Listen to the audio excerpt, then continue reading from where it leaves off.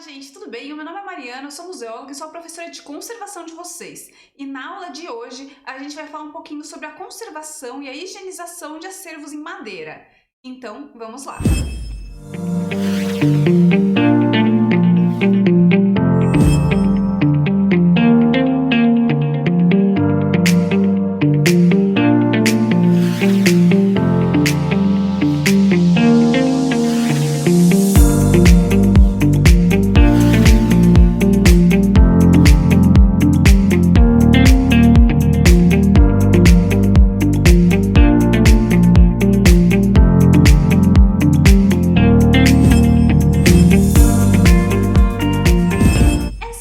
Inicia a nossa série final de vídeos, falando sobre diferentes tipologias de acervo e como agir sobre cada um deles pensando na conservação preventiva. Então a gente conversou bastante sobre a necessidade da gente fazer o monitoramento dos agentes físicos, químicos e biológicos, pensando em cada tipo de acervo. E para acervos de madeira não é diferente. O que são os acervos de madeira? Bom, eu vou falar para vocês que é provavelmente o tipo mais comum de acervos que a gente vai encontrar em todos os museus, em todas as reservas técnicas e na maior parte das coleções particulares. Porque a gente está falando de um material extremamente comum mesmo.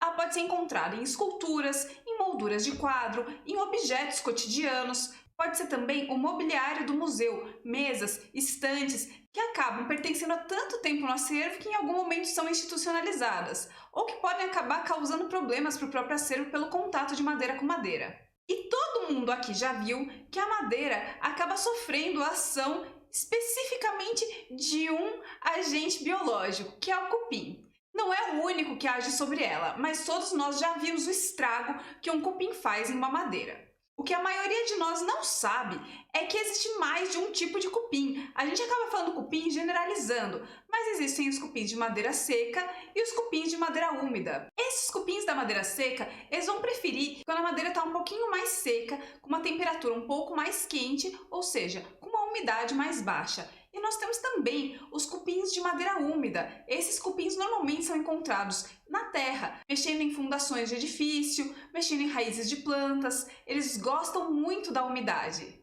E quando a gente pensa em museus, que a gente pensa em reservas técnicas que não estão fazendo aquele controle ambiental de uma forma adequada, provavelmente a gente vai encontrar esse cupim de madeira úmida. Um outro agente biológico que age fortemente sobre a madeira são os fungos.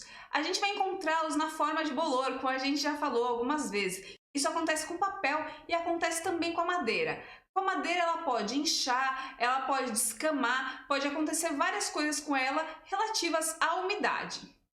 E a gente falou várias vezes também que a iluminação, ou seja, a luminosidade é prejudicial para acervos. Para acervos de madeira isso não é diferente. Quando a gente pensa em acervos de madeira, a gente tem que lembrar que eles também são acervos orgânicos. Apesar de eles parecerem mais resistentes e de muitas vezes eles serem mais resistentes a agentes mecânicos, por exemplo, eles são bastante frágeis em outras situações. A luminosidade, quando incide diretamente sobre a madeira, pode acabar causando uma mudança na coloração, caso ele não esteja protegido com verniz.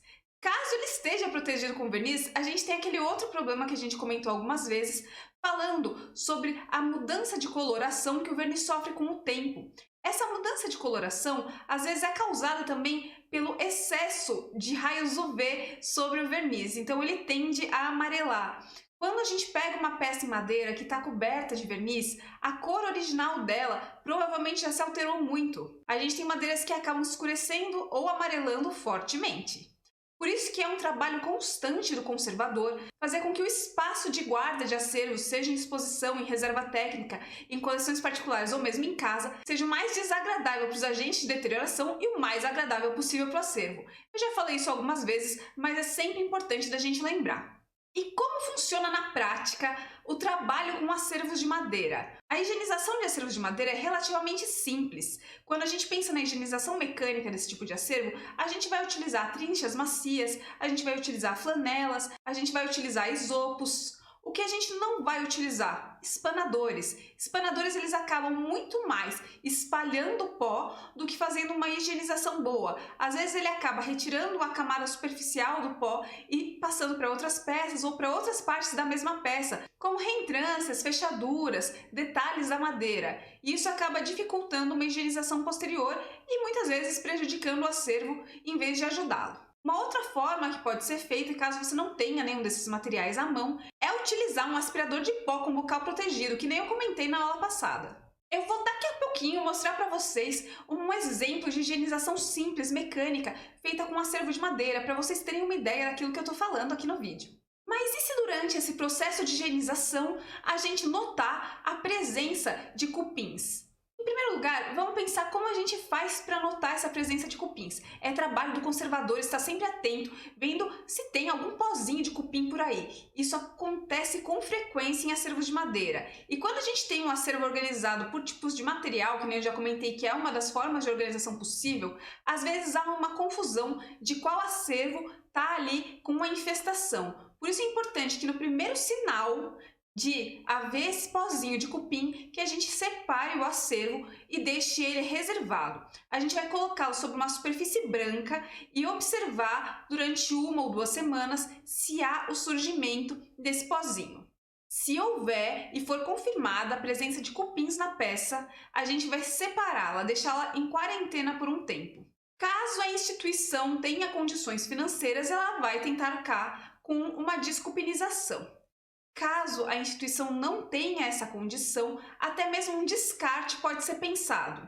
Eu sei, a palavra descarte é um pouco assustadora, mas em determinados casos, quando a gente pensa em um acervo que pode colocar em risco outros objetos ou uma coleção inteira, é sempre melhor a gente considerar essa possibilidade. Não que a gente precise jogar fora ou dar um fim no objeto, mas em último caso pode ser uma estratégia. Até porque as ações de descupinização elas são um pouco mais complexas do que elas parecem. Vocês se lembram que algumas aulas atrás eu falei sobre os agentes químicos e comentei que até o desinfetante que é utilizado na reserva técnica deve ser pensado com cuidado? Se a química de desinfetante, de poeira ou de poluição que a gente encontra cotidianamente na atmosfera já é prejudicial ao acervo, imagina aqueles produtos químicos fortíssimos que são utilizados para a dedetização de insetos. Pois é, quando a gente quer prolongar a vida útil do acervo, normalmente não é a ação que a gente toma. Eu sei que, em último caso, acaba sendo que as instituições têm condição de fazer para não perder o seu acervo, mas, idealmente, a gente deve buscar o congelamento das peças. E por que o congelamento funciona? Porque ele reduz a temperatura da peça drasticamente, acabando com a vida dos cupins, realmente exterminando eles. E por ser um congelamento a seco, feito de uma forma adequada, um processo específico realizado por conservadores, a peça do acervo acaba não sofrendo grandes alterações e não tem esse contato com elementos químicos que ela teria no caso de uma dedetização.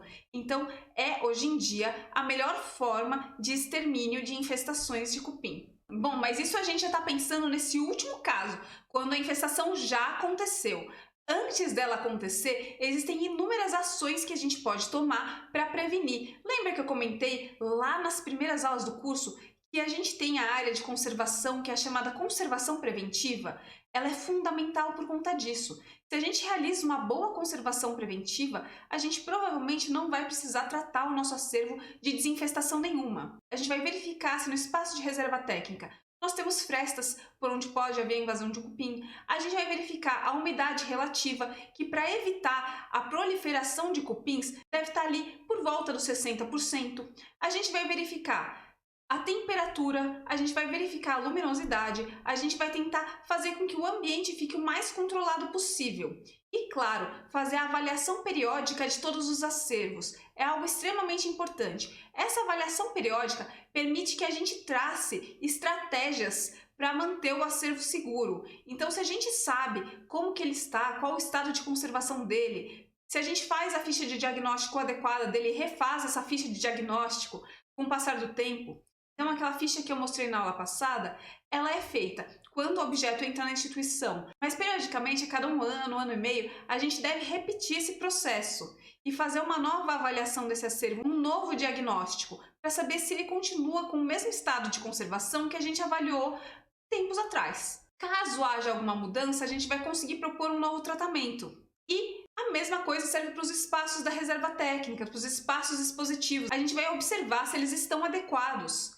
Caso eles não estejam adequados, a gente vai tentar fazer alterações para que eles se tornem adequados, pensando na aquisição de mobiliários adequados, que sejam de aço galvanizado para reserva técnica, pensando no controle de temperatura e luminosidade nos espaços dispositivos. A gente vai pensar no mobiliário expositivo também, da higienização dos acervos que estão em exposição ou dos acervos que estão guardados. A gente vai repensar isso periodicamente para tentar fazer com que o nosso acervo fique o mais bem guardado e o mais protegido possível. Então, o principal trabalho quando a gente pensa em acervos em madeira ou em qualquer outro acervo é a conservação preventiva. Depois, a higienização mecânica, que eu vou mostrar aqui para vocês, e em último caso, a intervenção de descupinização. E eu falei bastante de teoria agora, vamos ver na prática como que funciona essa tal dessa higienização mecânica feita com trinche, isopos, enfim. Vamos lá! Então vamos aqui começar a nossa higienização. Eu separei uma caixinha antiga de madeira para a gente trabalhar. Vocês podem ver que ela tem alguns problemas com verniz também, mas esse não é o nosso foco de hoje. A gente vai trabalhar com a higienização mecânica, que é para tirar essa sujeira superficial que a gente consegue ver aí na peça.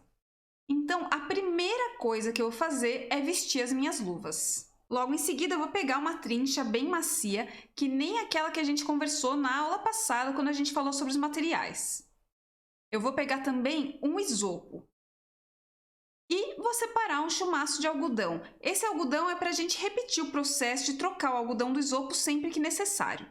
Depois eu vou começar aqui a fazer a higienização com movimentos leves, sempre numa direção. Vocês podem ver que eu nunca vou arrastar a poeira em direção ao meu corpo, ou é para a lateral ou é para frente. Eu não quero que essa sujeira caia em mim. Eu vou repetir isso por toda a peça.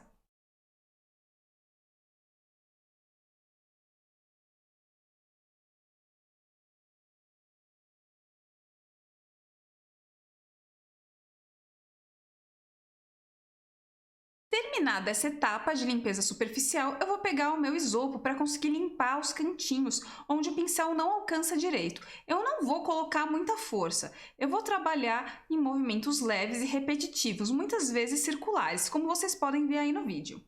É importante que eu faça uma limpeza bem profunda com o meu isopo. A ideia é que ele alcance realmente todos os cantinhos e reentrâncias. Eu vou fazer isso em toda a peça e em todos os detalhes.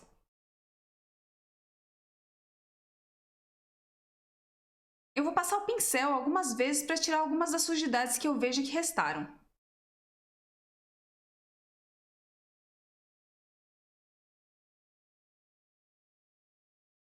Vou continuar trabalhando a peça em movimentos leves e circulares, tentando alcançar todos os cantinhos dela. Aqui no tampo, vocês vão ver claramente a diferença entre a parte onde eu passei o isopo e onde eu passei somente o pincel.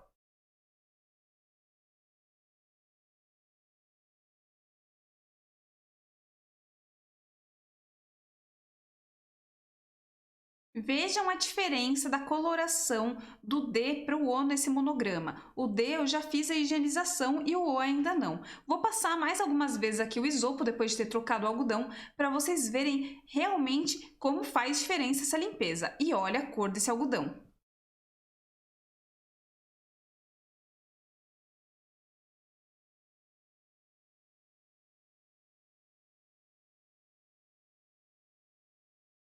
Vocês podem ver agora claramente a diferença entre o lado que foi limpo e o que não foi. Então eu vou fazer aqui o resto da higienização certinho. O algodão precisa ser trocado diversas vezes mesmo, então não economizem.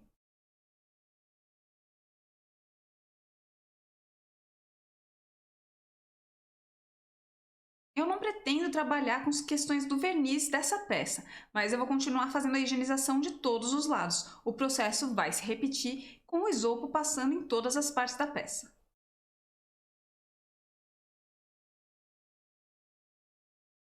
Olha a cor desse isopo.